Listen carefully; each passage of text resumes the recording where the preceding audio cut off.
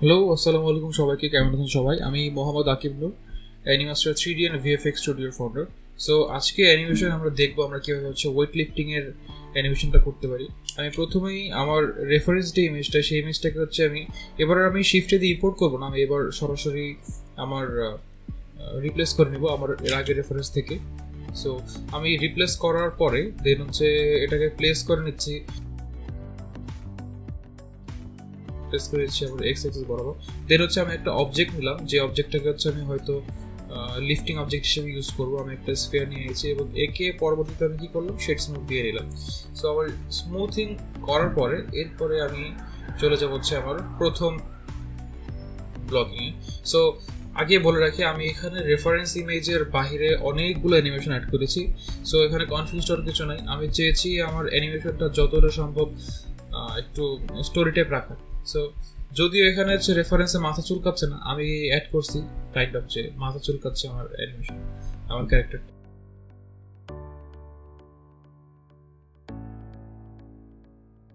প্রথম কিছু অ্যানিমেশন আমরা শুধুমাত্র ক্যারেক্টার যে কনফিউজ সেই লুকটা দেওয়ার জন্য আমরা প্রথম কয়েকটা পোজ ইউজ করেছি।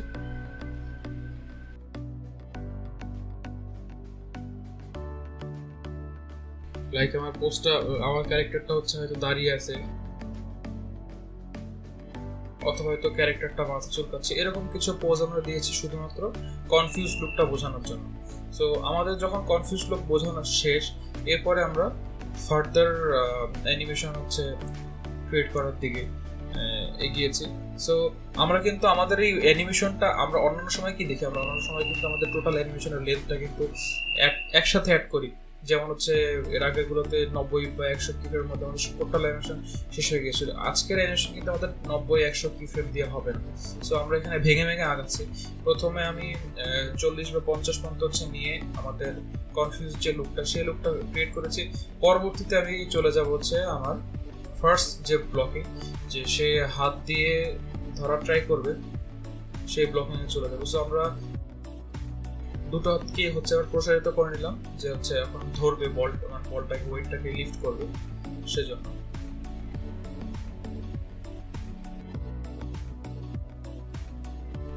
সো আমাদের প্রথম ব্লকিং এর পরে নেক্সট আমরা ব্লক যেটাতে যাবো, সেই ব্লকিংটাতে দেখাবো হাঁটু ভাঁজ করে ওয়েটটাকে লিফট করতে যাচ্ছে।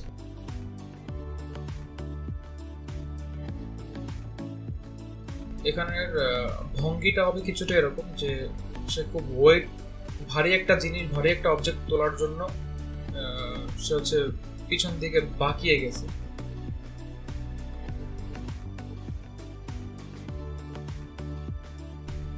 আমি টর্সোটাকে ধরে আরেকটু নিচে নামিয়ে নিলাম এরপরের ট্রেনে,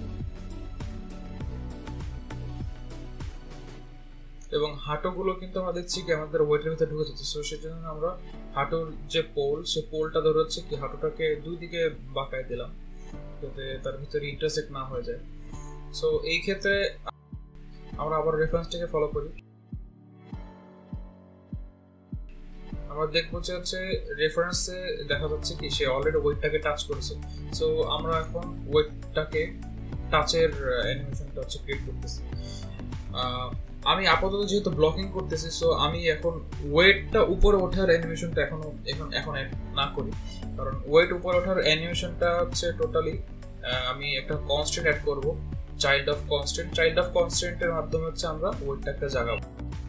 তো আমরা দেখতে পাচ্ছি আমাদের ক্যারেক্টার কিন্তু অলরেডি নিচু হয়ে কিন্তু অলরেডি আমাদের ওয়েটটাকে লিফট করার জন্য ঝুঁকে গেছে। আমি হাতের বোনটাকে প্লেস করে নিলাম জায়গার মতো, দুই হাতের বোন দুই সাইডে। আপনারা অনেকের কাছে হয়তো আমার কথা বা আমার টিউটোরিয়াল হয়তো একটু ফাস্ট মনে হতে পারে। আমি প্রথমে বলে নিচ্ছি, এটা কিন্তু বেসিকদের জন্য না, এটা কিন্তু একটু অ্যাডভান্স যারা তাদের জন্য টিউটোরিয়ালগুলো। সো এই ক্ষেত্রে আমি যদি টিউটোরিয়ালকে একটু শর্ট না করি বা একটু ফাস্ট না করি, তাহলে আমার টিউটোরিয়াল হয়ে যাবে 1 থেকে 1.5 ঘন্টা। আর আমার এই সকল ভিডিওগুলো কিন্তু আমার স্ক্রিন রেকর্ড করা, আমার ক্লাসে আমার স্টুডেন্টদেরকে শেখানোর সময় এই স্ক্রিন রেকর্ডগুলোকে পরবর্তীতে আমি হয়তো কিছুটা ভয়েস অ্যাড করি। সো এই ক্ষেত্রে আপনারা দেখতে পাবেন হয়তো কিছু ক্ষেত্রে আমি বোঝানোর পারপাসে আমি হয়তো মাউসটাকে বেশি নাড়িয়েছি, রেফারেন্সটা কয়েকবার টগল করেছি। সো আশা করি সেগুলো হচ্ছে ক্ষমা সুন্দর হিসেবে দেখবে। যদি কারো কোনো কিছু বুঝতে সময় অসুবিধা হয় তাহলে অবশ্যই কমেন্ট বক্সে কমেন্ট করে দেবেন যে ভাই এটা বুঝি নাই বা এটা বুঝতে প্রবলেম। আমি আবার বলে নিচ্ছি, এটা কিন্তু মোটামুটি কিছুটা ইন্টারমিডিয়েট লেভেলের যারা তাদের জন্য। সো আমরা দেখতে পাচ্ছি আমাদের অবজেক্টটা তোলার জন্য ক্যারেক্টার কিন্তু অলরেডি ঝুঁকে গিয়ে ওঠার জন্য হচ্ছে কি প্রিপারেশন নিচ্ছে। সো আমি এখন উঠবো, আমি অবজেক্ট ধরেছি, আমি এখন অবজেক্ট নিয়ে উঠবো। সো ওঠার জন্য কিন্তু সে কি টান দিবে, একটা হ্যাচকা টান দিবে, উঠে কিন্তু একটা হ্যাচকা টান দিবে। আমি হ্যাচকা টানের এই যে পোস্টটা, হ্যাচকা টানের যে পোস্ট, সেই পোস্টটাকে ক্রিয়েট করবো। এখন টর্সোটাকে বাঁকিয়ে দিব, মাথাটাকে পেছন দিকে ঝুঁকিয়ে দিব। তাতে আমার মনে হবে কি যে অনেক ওয়েটে কিছু একটা জিনিস হচ্ছে হয়তো আমি ওঠানোর ট্রাই করছি।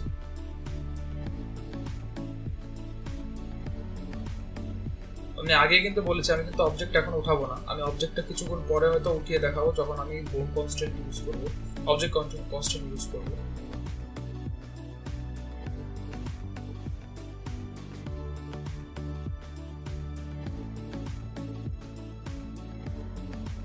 সো এই পর্যায়ে আমরা দেখতেছি কি আমাদের ক্যারেক্টারের হয়তো অলরেডি তার ওয়েটটাকে জাগিয়ে নিয়েছে, তার হাতেও তার ওয়েটটা, এবং এই ওয়েটটা খুবই হেভি কিছু একটা, হেভি কোনো একটা অবজেক্ট, হয়তো কোনো পাথর বা কিছু একটা। সো সেটাকে জাগাইছে সুপারম্যানের মতো। এন্ড দেন আমি কিন্তু প্রথমেই একবার বলে নিয়েছি আমি রেফারেন্স কিন্তু 100% ফলো করতেছি না, কারণ আমি এখানে নিজের আইডিয়া দিয়ে বা নিজের ইমাজিনেশন দিয়ে কিছু অ্যানিমেশন আমি অ্যাড করছি।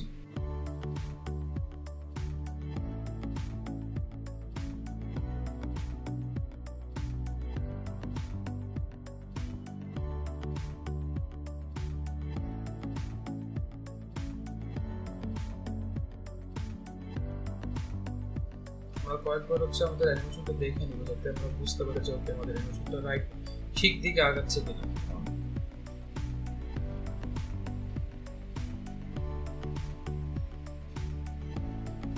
তো আমি হচ্ছে এখন অবজেক্ট কনস্ট্যান্ট অ্যাড করে নিলাম। অবজেক্ট কনস্ট্যান্ট অ্যাড করার জন্য হচ্ছে আমি অবজেক্ট সিলেক্ট করে অবজেক্টের চাইল্ড অফ কনস্ট্যান্ট অ্যাড করে নিলাম, এবং এরপরে টার্গেটে হচ্ছে আমি রিগ সিলেক্ট করবো এবং বোনে দিব হচ্ছে আমি যেই বোনটাকে ফলো করা হচ্ছে। আমি চাই সে হচ্ছে আইকে হ্যান্ড আর কে ফলো করুক। আপাতত আমি আইকে হ্যান্ড আর কে ফলো করাচ্ছি, কিন্তু পরবর্তীতে আমি সেটাকে আইকে হ্যান্ড এল দিয়ে হচ্ছে করাবো। আর ইনফ্লুয়েন্সটাকে যদি আমরা টগল করি তাহলে দেখতে পাবো যে ইনফ্লুয়েন্স যদি 1 হয় তখন দেখবো যে বলটা সম্পূর্ণরূপে হচ্ছে আর হাতটাকে ফলো করতেছে, ইনফ্লুয়েন্স 0 হলে আর ফলো করতেছে না। সো এখন আমি এখানে একটা কিফ্রেম দিয়ে নিলাম, 0 থেকে 1 এর মধ্যে একটা কিফ্রেম দিলাম। যখন সে নিচ থেকে ওঠাবে তখন 0 থেকে 1 হবে, যার কারণে তখন তার হাতের সাথে হচ্ছে কি বলটা উঠে যাবে। সো আমরা এখন দেখতে পাচ্ছি কি অলরেডি আমাদের বলটা কিন্তু উঠে যাচ্ছে।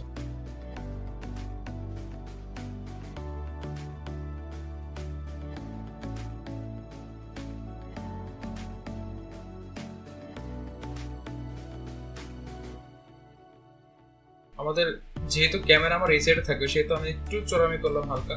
আমি এই ক্ষেত্রে বোনটাকে আইকে হ্যান্ড এল দিয়ে নিলাম যাতে আমার ওই সাইডের হাতটা যতই ঘুরে যতই করি সেটা যাতে আমার ক্যামেরার এই সাইডে না আসে। সো সেই ক্ষেত্রে আমি কিঞ্চিত পরিমাণে কিন্তু আমি কি করলাম, আমি একটু চোরামি করলাম। এটা আপনারা চাইলে করতে পারেন। ক্যামেরার পিছন সাইডে কি হচ্ছে না হচ্ছে সেটা কেউ দেখতেছে না, কিন্তু আমার এই সাইডের হাত এর মুভমেন্ট সবাই দেখতেছে। সো আমার এই সাইডের হাতের মুভমেন্টটা অবশ্যই প্রিসাইজ হতে হবে। আমি রাইট হ্যান্ড এর মুভমেন্ট অবশ্যই প্রিসাইজ হতে হবে।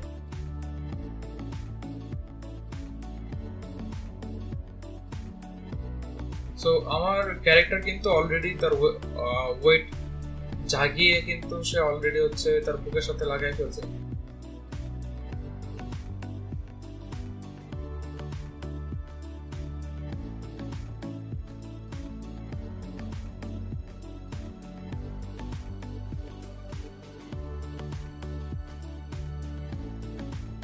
আমরা বারবার টগল করার মাধ্যমে আমরা একটা জিনিস দেখে নিচ্ছি যে আমাদের হাতটা অবজেক্টের ভিতরে ঢুকে যাচ্ছে কিনা।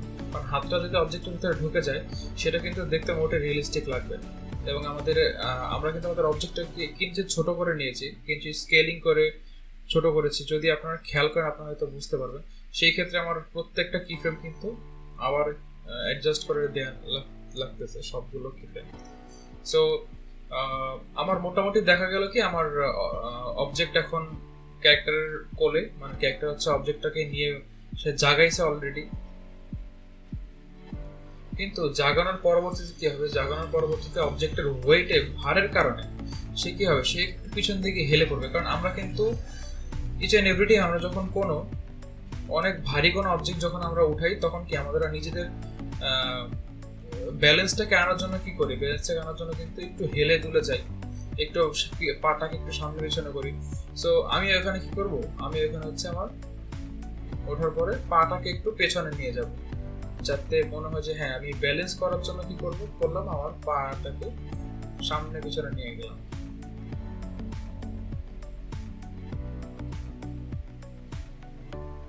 ডান পাটাকে পেছনে নিয়ে গেলাম। এখন দেখে মনে হচ্ছে স্লাইড করতে হয়েছে, আমি মাঝখানে মিডলে আরেকটা কি অ্যাড করে নিয়েছি, এতে মনে হচ্ছে হ্যাঁ পাটা উঠায় পেছনে নিয়েছি, মানে ওয়েটের কারণে ভারের কারণে আমি কি পাটা উঠায় পেছনে নিয়েছি। ওকে, এবং এরপরে কিন্তু আমাদের কিন্তু সাবকনশিয়াস মাইন্ড বলতেছি কি এর পরের পোস্ট হবে কি, সে ব্যালেন্স করতে যেহেতু পিছনের দিকে গেছে, পরবর্তীতে সে ব্যালেন্স করার জন্য কিন্তু সামনের দিকে আগাবে আবার, তাই না? আমরা যখন একটা জিনিস ব্যালেন্স করি তখন একবার এদিক যায় আর একবার ওদিক যায়। সো সেই হিসেবে সে একটা পিছনে গেছে, পরবার কি ওর সামনের দিকে যাবে। তো আমরা ওর পিছনের দিকের পোস্টটা কি দেখে নিলাম, এখন ওর সামনের দিকের পোস্টটা দেখবো। টর্সোটাকে একটু ফিক্স করে নিচ্ছি, টর্সোর কাজটা।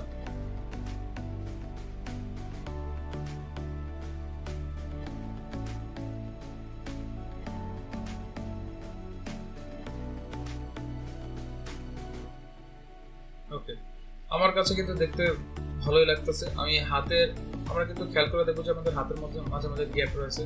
সো আমরা গ্যাপগুলোকে ফিক্স করে নিব, লাগলে কিছু কি ডিলিট করে রিফাইন করে নিব।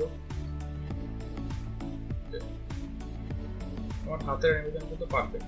এবং একটা জিনিস আমরা খেয়াল করি, আমরা কিন্তু খুব ঘন ঘন কি ফ্রেম দিই না, আমরা কিন্তু মোটামুটি 5 ফ্রেম 10 ফ্রেম পর পর।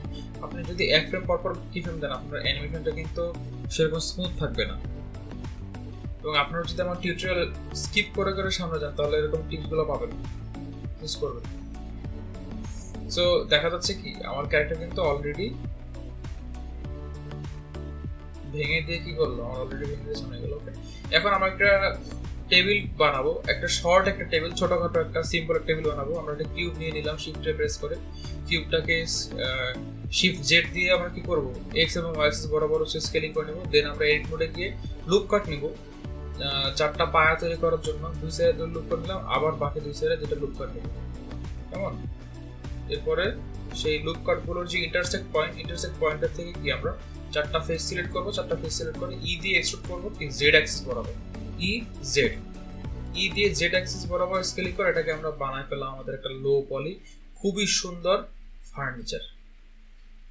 ওকে, সো ফার্নিচার বলতে অ্যাকচুয়ালি টেবিল বুঝাইছি আমি। সো খুবই সুন্দর টেবিল বানায় ফেললাম আমরা। এখন আমরা কি করব, ক্যারেক্টারটাকে দিয়ে আমরা আমাদের এই ওয়েটটাকে এই টেবিলের উপরে টেবিলের উপরে প্লেস করাবো।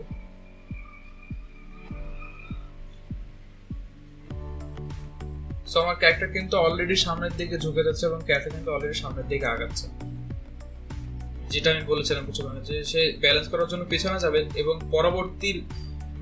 পরবর্তীতে আমাদের সাবকনশিয়াস মাইন্ড কিন্তু বলতেছে কি যে এরপরে কিন্তু সামনে যাবে। সো আমরা এটাই করলাম, আমরা ওকে সামনে নিয়ে গেলাম ব্যালেন্সিং এর জন্য, পা দুটোকে সামনে নিয়ে গেলাম।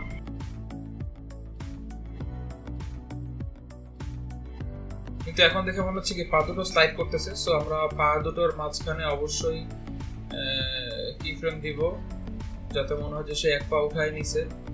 কেমন?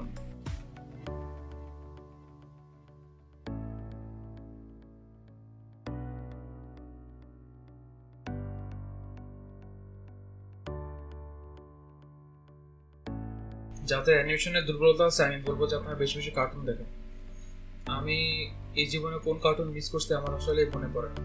সো কার্টুন দেখার ছাড়া কোনো গতি নেই যদি আপনি কার্টুন বানাইতে চান। লিটারালি আপনি যখন কার্টুন দেখবেন আপনার অ্যানিমেশন সেন্স অনেক ভালো হয়ে যাবে, আপনি বুঝতে পারবেন যে আপনি এরপরে কি চান, এরপরে কি করবেন। কার্টুন এর সাথে যদি আপনার সম্পর্ক না থাকে তাহলে আপনি আসলে কার্টুনকে জীবন দিতে পারবেন না, আমার কাছে এটাই মনে হয়। সো আমার ক্যারেক্টার কিন্তু অলরেডি কি করলো, সে একটু কিছুটা জাম্প করে কি করতেছে, ওইটাকে রাখতেছে। এবং এটাই কিন্তু হয়, আমার একটা জিনিস রাখার সময় কি করি, একটু নিচ থেকে টান দিয়ে উঠায় ধপ করে ফেলাই। সো এটাই করতেছে আমার ক্যারেক্টারটা, কি নিচ থেকে উঠায় ধপ করে ফেলতেছে। এবং এই জন্য আমি কি করলাম, আমার পায়ের কিফিনগুলো হচ্ছে আমি অ্যাডজাস্ট করে নিলাম, টর্সোটাকে অ্যাডজাস্ট করে নিলাম। আমি একটা জিনিস বলবো, যদি আপনাদের ইন ডিটেল যদি আপনাদের মনে হয় যে আপনারা ইন ডিটেল শিখতে চান, সেক্ষেত্রে আপনারা আমার কোর্সে অ্যাড হতে পারেন। আমি অনলাইন অফলাইন দুইভাবে হচ্ছে কোর্স নিয়ে থাকি অ্যানিমেশনের উপরে। যতটুকু দেখতেছেন অতটুকু হতে পারে হচ্ছে আমি কাটছাট করে মোটামুটি 15-20 মিনিট একটা টিউটোরিয়াল বানাইছি, বাট এর বাইরে আরো কত কিছু শেখার আছে, আমি সেটা হয়তো বলে বোঝানো সম্ভব না। সো কারো যদি মনে হয় যে আমি আরো ডিটেল অ্যানিমেশন শিখতে চাই, সেক্ষেত্রে অবশ্যই কমেন্ট করতে পারেন, বা নিচে ডেসক্রিপশন বক্স থেকে আপনার চাইলে আমার কন্ট্যাক্ট থেকে যোগাযোগ করতে পারেন।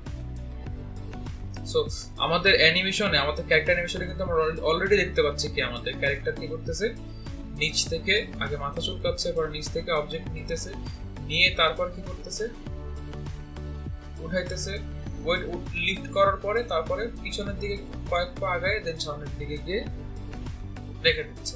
কেমন?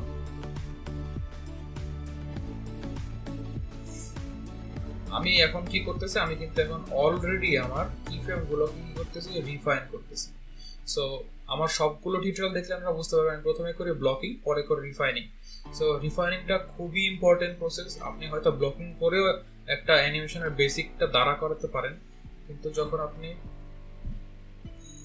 যখন আপনি সিজি অ্যানিমেশন চাবেন, এটাতে আপনার অবশ্যই করতে হবে কি, আপনাকে অবশ্যই কিন্তু রিফাইনিং করে লাস্টে একটা বেস্ট রেজাল্ট আনতে হবে।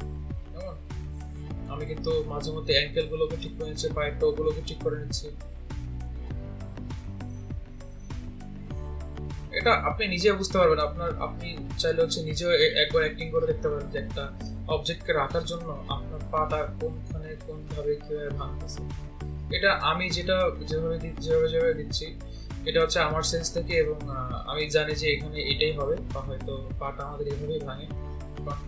আমার এর আগের টিউটোরিয়ালগুলো দেখলে হয়তো বুঝবেন যে আমি পা ভাঙার মেকানিক্স সম্বন্ধে হচ্ছে খুব সুন্দর করে বুঝিয়েছি, যে আমাদের পাটা কিভাবে ভাঙে, লাফ দেওয়ার সময় কিভাবে ভাঙে, হাঁটার সময় কিভাবে ভাঙে।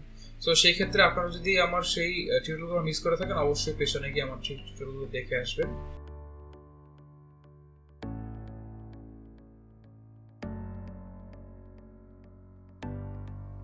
আমরা দেখতে পাচ্ছি অলরেডি আমাদের ক্যারেক্টার কি করতেছে, নিচ থেকে অবজেক্ট তুলে দেন আবার সামনে গিয়ে টেবিলে রাখতেছে। আমি একটা জিনিস সাজেস্ট করব, আপনারা যখন হচ্ছে কোনো একটা অ্যানিমেশন বানাবেন, অবশ্যই এটাকে প্লে করে অনেকবার দেখবেন, এবং যতবার দেখবেন, যত বেশি দেখবেন, তত বেশি হচ্ছে আপনি আপনার নিজের অ্যানিমেশনের ভুলগুলো পাবেন। এখন আপনারা কি একটু খেয়াল করতেছেন, আমার অ্যানিমেশনটা কিন্তু আগের থেকে অনেক বেশি কার্টুন লাগতেছে, রাইট? অনেক বেশি সুন্দর লাগতেছে, অনেক বেশি কার্টুন লাগতেছে। এটা কিন্তু প্রথম ফিল ছিল না। লাগলে আমার টিউটোরিয়ালের প্রথমে টেনে আবার গিয়ে দেখে আসেন প্রথমে কিরকম লাগতেছে।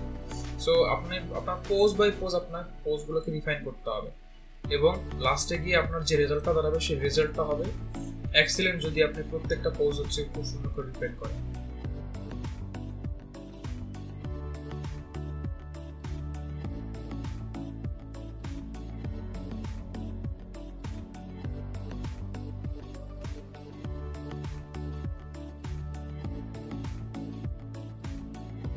আমি কয়েকবার চালিয়ে আবার দেখে নিচ্ছি যে আমার কোনো অ্যানিমেশনে কোনো ফল্ট আছে কিনা। আমি দেখেছি যে অলরেডি আমার হাতটা কিন্তু ওয়েটের মধ্যে একটু ঢুকে যাচ্ছে, ওটা কিন্তু পরে ফিক্স করা পসিবল, অবশ্যই পরে ফিক্স করা পসিবল, কারণ এই রিগটা খুবই ফ্লেক্সিবল একটা রিগ, আপনি চাইলে যখন তখন ঠিক করে নিতে পারেন যে কোনো কিছু। এখন আমি হচ্ছে চোখটাকে একটু অ্যানিমেট করবো, কারণ এর যখন একটা জিনিস তুলতেছে তখন এর চোখটা কি হয়ে যাবে, এর চোখটা হয়ে যাবে হচ্ছে, আচ্ছা প্রথমে হচ্ছে কয়েকবার ব্লিঙ্ক করবে, এবং এরপরে ওঠানোর সময় চোখটাকে বন্ধ করে হচ্ছে উঠাবে। সো এখন আমি হচ্ছে ডিটেল পার্টের খুব ছোট ছোট জিনিসগুলোকে হচ্ছে আমি এখানে অ্যাড করে নিলাম, চোখের অ্যানিমেশন, চোখ বন্ধ হওয়ার অ্যানিমেশন, দেন হচ্ছে হাতের ছোট্ট অ্যানিমেশন, সেগুলো হচ্ছে আমি ট্রাই করতেছি করে আমার অ্যানিমেশনটা কিন্তু ফাইনাল করতে হবে। আপনারা হয়তো অনেকে চিন্তা করতে পারেন যে ভাইয়া এইখানে তো আপনি ওয়েটটা রাখার পরে ও পিছন দিকে গিয়ে হাঁটবে বা দাঁড়াবে, এরকম কিছু করেন না।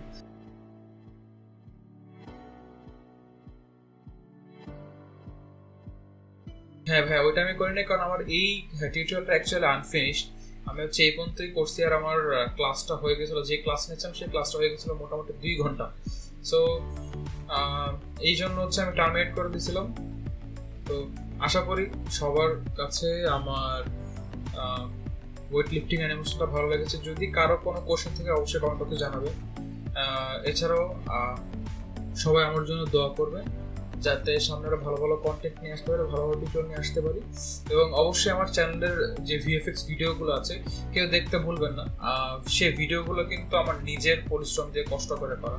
সো আপনাদের কমেন্ট, ক্রিটিক্স সবকিছু আমি এক্সপেক্ট করি। আপনারা টিউটোরিয়ালগুলো দেখবেন, দেখে উপকৃত হলে সাবস্ক্রাইব করবেন, লাইক দিবেন, শেয়ার করবেন। এবং যদি কারো কোনো কোশ্চেন থাকে আবারও বলে দিচ্ছি, কমেন্টে অবশ্যই জানাবেন। সবাইকে ধন্যবাদ। আসসালামু আলাইকুম।